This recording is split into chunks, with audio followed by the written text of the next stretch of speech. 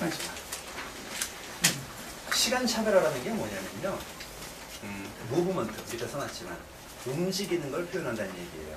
사진은 우리가 동영상이 아니잖아요. 사진을 가지고 동영상의 느낌을 만드는 방법이 사실은 하나가 있어요. 그게 뭐냐면 GIF. 움짤이라고 그러죠. 보통 그 젊은 애들이 얘기하는 거. 사진을 여러 장 찍어가지고 그걸 갖다가 포토샵 같은 데서 만들어요. 순차적으로 계속 바꾸게. 그 움직이는, 옛날에 우리가 만화 영화 보듯이 이렇게 우리가 교과서 같은 데다가 빅페이지부터 마마 그려가지고 또르륵 움직이면 사람이 뛰어가는 모습 나오고 막 그러잖아요. 그럼 저는 안 해보셨구나. 저만 해봤구나.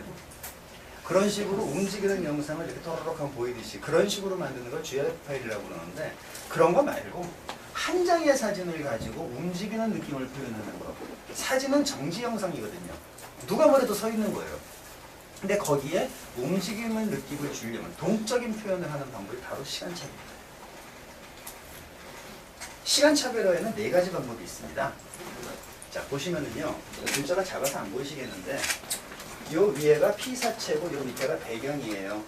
피사체, 배경, 피사체, 배경 다 그렇게 써놨어요. 저게 무슨 말이냐면, 첫 번째 사진. 피사체도 고정돼 있고 배경도 고정돼 있다는 얘기입니다. 그런데 움직이는 느낌이 나요. 왜?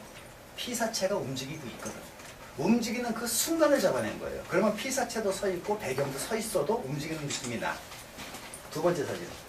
피사체는 움직이는데 배경은 고정되어 있는 거예요. 저게 대표적으로 여러분들이 많이 찍으시는 장노출입니다. 야경 같은 거 찍을 때 도심에 있는 건물들은 그냥 서 있어요. 근데 그 밑에 있는 자동차들은 지나간 궤적이 쫙 찍히죠? 아니면 바닷가 가가지고서 바닷가 파도가 몰려오는 걸 장노출로 찍어보세요. 저 뒤에 있는 뭐 저기 바위돌이나 그런 것들은 가만히 서 있는데 밑에 있는 파도는 구름 뭉개지듯이 이렇게 움직이는 느낌이 나요. 그런 식으로 피사체는 서 있는데 배경은 고정시키는 방법이 있어요. 그게 두 번째 방법. 세 번째 방법은 반대입니다. 피사체는 고정되어 있고 배경을 움직이게 만드는 방법이에요. 저게 패닝. 마지막 네 번째는 피사체도 움직이고 배경도 움직이게.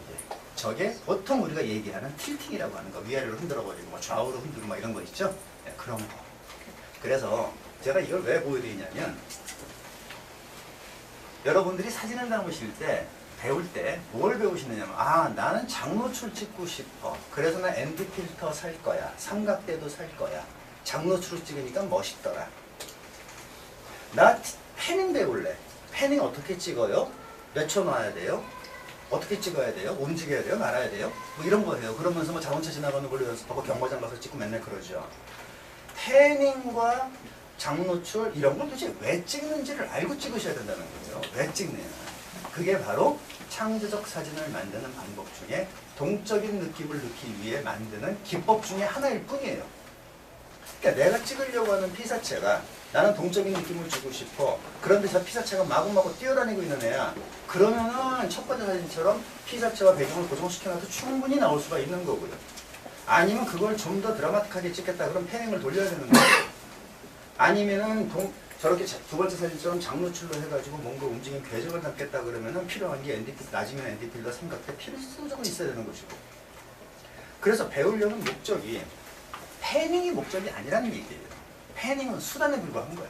목적이 뭐냐? 나는 내 사진에 무브먼트 효과를 주겠다. 그게 목적인 것이지. 그럼 그걸 하기 위해서 나는 무엇을 쓸 것이냐? 그냥 피사체를 찾아내서 찍을 것이냐? 순간적인 셔터 스피드 빨리 해서 애들 점프하는 사진 같은 거 있잖아요. 그런 거 찍을 것이냐? 아니면 ND필터 구입해서 대낮에 장노출을 찍고 다닐 것이냐? 아니면 패닝을 할 것이냐? 그때 피사체마다 상황에 따라 다른 거거든. 그런데 사진을 배울 때 수단을 목적으로 오해를 하시고 그렇게만 배우려고 하시는 분들이 참 많아요. 그러니까 사진이 안 느는 거야. 그래서 패닝을 배우면은 맨날 경마장 가서만 찍는 게 패닝인 줄 알고 자동차 카레이싱 할 때 가서만 찍는 것이 패닝인 줄 알아요. 그러니까 패닝을 배워놓고는 패닝을 안 찍어. 왜? 경마장 갈 일이 없으니까. 아니거든. 첫 번째 사진부터 네 번째 사진까지 하나하나 대표 사진을 해서 보여드릴게요. 첫 번째. 피사체 고정, 배경 고정. 저렇게 찍는데 가장 필수적인 요소는 빠른 셔터 스피드가 되겠죠.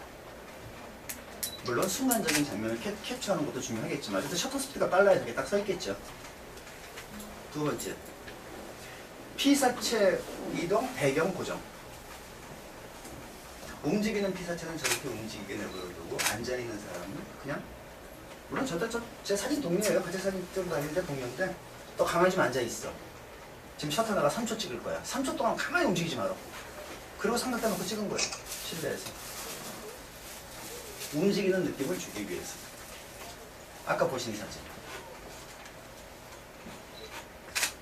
피사체 이동, 피사체 움직임, 배경 고정. 장문줄이 장문줄. 패닝. 이게 패닝입니다. 카레이싱 하는 오토바이 타고 가는 거 쫓아다니면서 찍고 자전거 타고 가는 애 찍고 경마장 가서 말 달리는 거 찍는 게 패닝이 아니고요. 그것만이 패닝이 아니고 우리 주변에 얼마든지 있어요. 애들, 여러분 손주 손녀가 뛰어가든 놀이터에서 이렇게 노는 애를 갖다가 따라가면서 패닝 기법 뭐였을까? 저런 데 쓰지.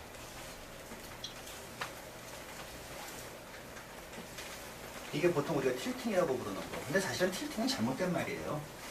우리가 그 카메라를 자작나무 숲 같은 데 가서 위아래로 막 흔들죠? 예, 그러면 자작나무도 흔들리고 배경도 흔들리고 막 쭉쭉 유화 그림 그리시 나오잖아요. 그걸 보통 우리가 틸팅이라고 얘기하는데 틸트라고 하는 거는 사실은 그 뜻이 아니고요. 그 미니어처 효과를 만들 때 쓰는 걸 틸트라고 합니다. 많이 보셨어요? 광고 사진 같은 거 보셨을 거예요. 도시를 찍었어요. 위에서 건물 위에서. 그런데 위 3분의 1과 밑에 3분의 1을 갖다가 완전 아웃포커싱으로 날리고 가운데만 살짝 쨍하게 만들면 마치 장난감을 갖다가 이렇게 만들어 놓은 것 같은 그런 느낌이 들어요. 그런 걸 미니어처 효과라고 하거든요. 그렇게 찍는 카메라가 따로 있어요. 렌즈가. 그런 걸 틸트 렌즈라고 합니다.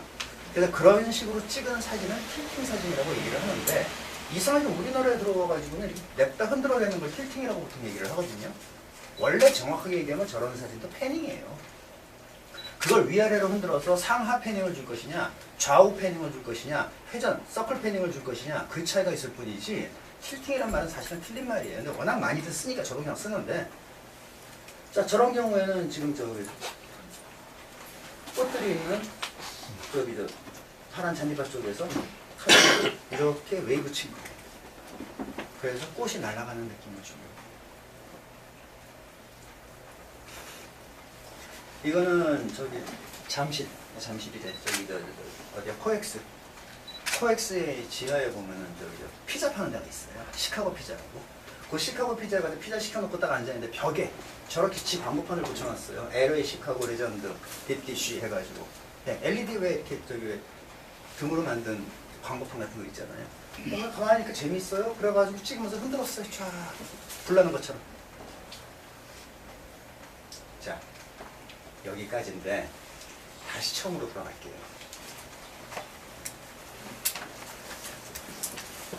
처음에 볼 때는 저 친구가 오늘 무슨 얘기 하려고 다시 처음으로 제가 돌아가서 다시 한번 말씀을 드리면 여러분들의 사진은 지금까지 쭉 보셔서 아시겠지만 딱 찍은 거 봤을 때 아 저기 어디네? 아 저기 정동진이구나. 저것도 일주일 찍으셔야 나도 갔다 왔는데 지난번 누가 찍은 사진하고 비슷하네?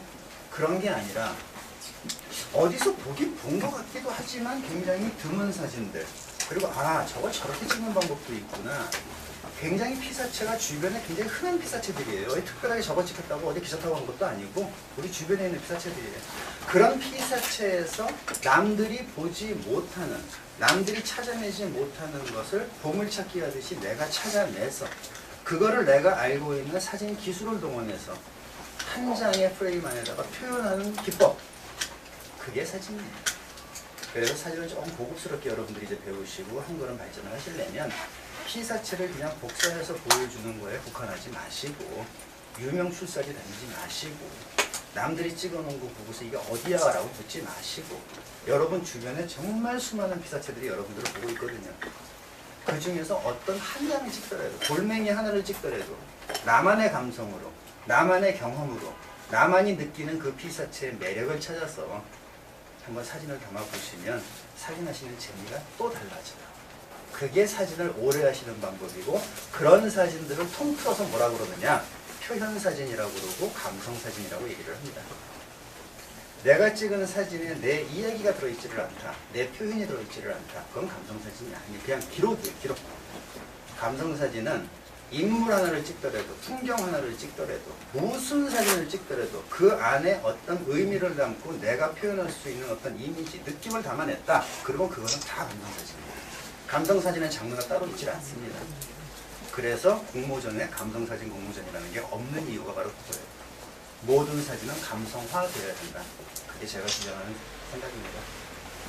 조금 어려운 얘기인데 경청 감사드리고, 다음 시간에는요, 여기 지금 제가 뭐 선이다, 뭐 색깔이다, 시간이다 말씀드렸잖아요.